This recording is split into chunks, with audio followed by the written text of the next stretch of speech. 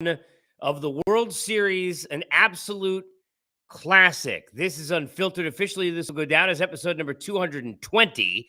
You could jump on board the Unfiltered Revolution 24/7, 365, easy to do it.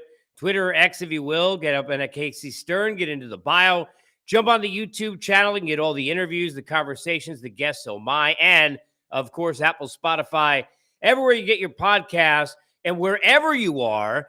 Hopefully, you weren't dumb enough to listen to the people who were telling you that these two teams weren't going to bring any kind of a series that would be entertaining. These two teams didn't belong there. They were crying and bitching and moaning about the playoff format and about ratings and all the other BS that they can throw in there. And at the end of the day, those idiots are quiet because we got a classic in game one. We got extra innings in game one. We had no ghost runner in extra innings in game one of a World Series that saw a hero already take yet another step in Adolis Garcia, another walk-off, his 8th home run of the postseason.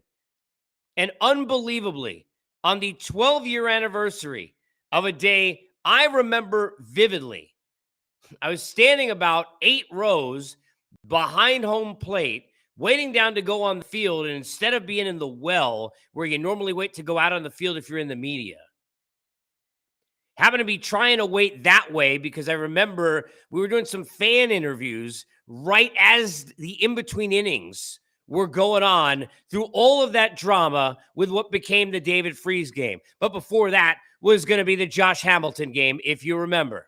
And poor Darren Oliver on the hill. And here's David Freese. And 12 years to that day and that sadness for those Ranger fans who were watching in St. Louis. Now those fans see Adolis Garcia break Freese's mark already in a postseason. He tied it earlier in the game for ribbies and to put his 8th home run in the postseason. A guy who one time was dropped, ironically, by the Cardinals organization and by the Rangers, pretty much left for dead as he was going to be a dud. Well, not so much. Makes an unbelievable catch just 2 innings earlier, and then comes off with the walk-off where you just knew when you saw Miguel Castro come in against Garcia, something was about to happen. Oh, boy, did it ever. A classic in game one. Particulars to come. First, as always, we're presented by our good friends at BetOnline, #1 source for all your sports betting needs this season. Latest odds, the matchup reports, baseball, basketball, boxing, golf, and more. BetOnline continues to be your fastest and easiest way to get all your wagers. You're betting on your favorite casino and card games. It's all available right now, right from your phone. Head over to the website today on your mobile device and get in on all the action. Remember the promo code, it's BELIEVE, BLEAV. Get 50% off on your welcome bonus. And Bet Online, where the game starts. I want to start here.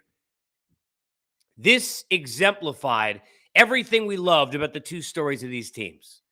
The fight of the Diamondbacks back and forth in this game, the fight of the Rangers, the defense played on both sides, the base paths and the 4 stolen bases and the running and all the between the margins that I've been talking about with Arizona, where how are they able to beat teams that have more talent than they do? How did a team that was 32-39 in the second half come out and play 7 of their first 9 before this loss and go beat the Phillies down 2-0 in that series, go beat the Phillies in games 6 and 7 in a house of horrors for everybody else at CBP in that environment and have no problem and knock them off back-to-back to get here in the World Series? Well, it's because they were bringing in runners from third with less than 2 outs. It's because they were making great defensive plays, because they were getting big outs, and it's because they were running the bases. And what Corbin Carroll did, setting the stage in this game after going down early, gets the huge triple, then scores on a play. You want to talk about, nobody's scoring on that play where he comes in from third on that grounder, breaking home. You got the Tommy Pham phenomenon, who, again, his second big home run that he's hit in the last 4 or 5 days. And every time the Rangers went up, it seemed like Arizona came back and bounced back. Evaldi clearly not as good tonight. Ended up giving up 7, earned runs total in the postseason. Gave up 5 tonight. Pitched only 4 2/3 innings. Marte, 17 consecutive games now, which already was and now continues and extends the longest streak we've seen for a hitting streak for the first games in your postseason, first 17 games now, postseason career. Could tell Marte's got hits. And back and forth we went. And topsy-turvy we went. And entertained everybody was. And glued to the set you were on the couch. Imagine them at the Globe. Excuse me. 5-3, the score after Marte's RBI double. 105 mile an hour off the bat. But the Rangers were not done. They continued to try and battle. They worked Ginkel more than anybody has. I mean, look, this guy has been untouchable, have been brilliant. That slider has been wiping everybody off the face of the planet. Look at how he pitched in Game 7. I mean, forget it. Looked like he could have gotten the Phillies out 3 times through the order, let alone in an inning or two. But they worked him different than we've seen other teams do. This Ranger lineup is different than other teams have. The depth in it is absurd. They're going to make you work. They're going to wear you out. Look how they worked. Look, Gallen did a nice job battling back and settling down to get through 5 innings just to get to that pen where Torey Lovullo wanted him to be. But look at how the Rangers' offense wore him out. Look how they worked Ginkel. And then in came Sewald. Leadoff walks will always kill you, especially with a 2-run lead in that spot. You'd rather throw a cookie down the middle, give him a solo shot, you're still up 1. And you knew there would be trouble. And here comes Corey Seager. The guy in that park, you want to talk about, feeling at home. It's unbelievable the numbers that he's put up now in the postseason. This guy's already been there and done that, knows what it means and what it takes to be a star in a series like this. And even when he slumps, it seems like if it's in a big moment, he's there. Go look at the end of that series against Houston, because that's exactly what happened. You can have 2 days where he disappears. There'll be a big moment. Here comes Corey Seager. And by the way, I thought he was going to do it again in the 10th, it looked like, as he was sitting there with 2 men on. But here he is in the 9th inning, man aboard. And that pitch from Sewald, I mean, I went back, and you all should if you have not. Forget about watching live on TV, all the different viral shots of all the folks in the stadium and people on their cell phones taking videos, and the noise in that crowd and the atmosphere in that crowd. How you not soaking that up? And how the hell you feel about that moment for you morons who said this wasn't going to be a good series, and for you jackasses who said the 2 teams didn't belong here? How you feeling now? And then you're tied at 5. Austin Hedges, I mean, of all people, get to the spot where you thought maybe he would do something. 3 sliders from Sewald, but you get off the field. Back and forth you go. I had posted this out. I'm waiting for Aroldis Chapman to get in the game, because at that point you knew the Rangers are done, but we didn't get there. Here's Castro, bang, Garcia, 8th home run in the postseason. 22 now, ribbies, most all-time on the 12th anniversary of the David Freese game. And you can't do more of a turnaround in one game, in a franchise since Boch got there, and now taking all the rhetoric and everything that's been in that record book, turning it upside down, which is what you need for a team that is trying to win the first World Series in their history. It's just unbelievable. This was a goosebumps game. And the great part about baseball, if you're really a baseball fan, and a lot of people sit there and they champion and say, oh, well, I'm a big baseball diehard, because you root for your own team, and that's great. It's fine. Like, I had Met fans sitting there, I used to tweeting me, posting me, whatever you say now. You're writing me during, oh, well, I can't watch this game because these 2 teams don't belong here, whatever. I mean, honestly, the cranky, salty nature, seriously, shush. Enough. Shut up. Because if you're a diehard baseball fan, it's like, if you're an NFL fan, you're not watching the Super Bowl getting into it only because of the office pool. Since when did we become a sport that way? How do you not get romantic about baseball, but jacked up about baseball like this? Because the way it was played, this is an unbelievable game. Unbelievable game.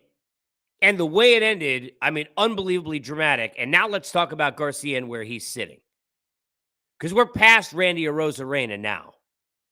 We're now cemented in, and I talked about this a few days ago, the irony about the Yordan Alvarez situation was when he sat there a few games into that series where they're playing Texas, and everyone's talking about on television, the comps with Big Papi. And look, as a player, certainly for sure. And what Alvarez had done in the postseason at that point, absolutely for sure. But I'm sorry, right now, move over, because this is now Garcia, who to me has reminded me, and I covered, that was my first job in this sport, covering the Red Sox in 2004, with them every day down the stretch in that postseason, with them for all those games of David Ortiz. And that is what this reminds me of. That is what this reminds me of, that every big hit and every big play and every big spot and every big moment, there he is. Energy, part of the team, and the fuel of the team, and the guy who you look to, that balance in the force, that compass, absolutely same way Papi was. Same way. Same exact way. That's the comp for me. No, he hit left-handed, I get it. But same comp. This is a bad dude. In fact, this guy had a golden sombrero, struck out 4 times, and you look like, okay, well, he got hit. Who knows what's going to happen to him? Bounces back, hits 5 home runs in 4 days. Now a walk-off to start the World Series. It is freakish, kind of. I mean, I don't want to, for the family and the kids, but it's freakish kind of shit. I mean, this is not something you normally see. And we're in now David Ortiz territory for me. Forget Randy Arozarena. We're talking about the best of the best, the guys who have carried teams in baseball seasons in the postseason, like David Freese did going back now 12 years ago. The Garcia story being cast off and literally forgotten and dropped on the side of the road like he was never going to amount to anything in this sport, and becoming what he's become, is one of the many, many stories on both of these teams, and it's what makes this so great that they're both here.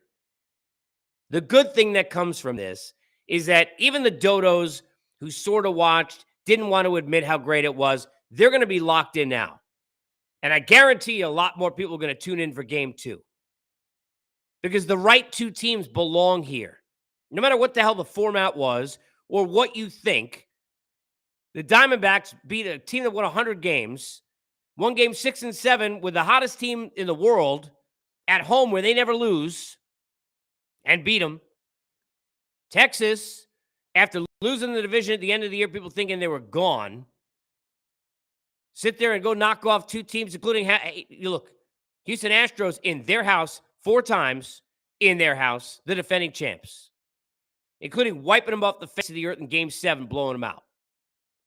These are the 2 best teams in baseball right now. That's when it matters. In the NBA, when you got 16 teams who get in, and an 8 seed goes on a run, or a 6 seed goes on a run, they're the best team at that time. That's all that matters.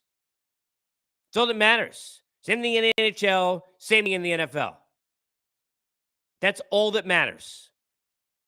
The Giants didn't belong on the field with the 18-0 Patriots. Now it's 18-1. That's all that matters. Texas Rangers are 3 wins away from a place they've never been. And right now, in that area, and for those fans, that's all that matters.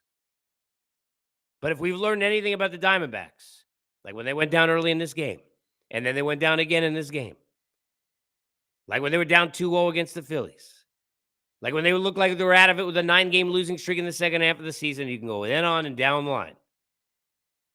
They're not going anywhere. And I don't think anyone should be surprised if they go win a game on the road and even this series heading back home. This is what this sport is all about. If you can't get into that, get out. Unfiltered is always presented by